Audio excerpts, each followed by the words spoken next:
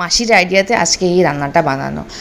ডিম কষা করতে গিয়ে দেখি ডিমটাই ফেটে গেছে, তাই কি করব, তাই একটা ছোট্ট টিফিন গাড়ি নিয়ে তার মধ্যে একটুখানি তেল লাগিয়ে আর ডিমগুলোকে ফাটিয়ে নুন আর গোলমরিচের গুঁড়ো দিয়ে ভালো করে মিক্স করে সেটা দিয়ে গরম জলের মধ্যে ভাপানোর জন্য দিয়ে দিলাম। এখানে গুঁড়ো মশলাগুলো সব অ্যাড করে দিলাম, একটু আদা রসুনের পেস্ট জল দিয়ে ভালো করে ভেজে টুজে, আর এখানে পেঁয়াজ টমেটো জিরে আর শুকনো লঙ্কা ফোড়ন দিয়ে রান্নাটাকে করা শুরু করে দিলাম।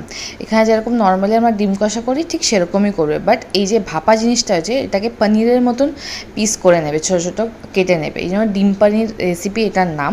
বাট খেতে খুবই ভালো হয়েছিল আর ইউনিকও হয়েছিল। অফিসেও সবাই খেয়ে খুব তারিফ করেছিল যে বা এটা তো খুব ভালো নতুনত্ব রান্না করেছিস।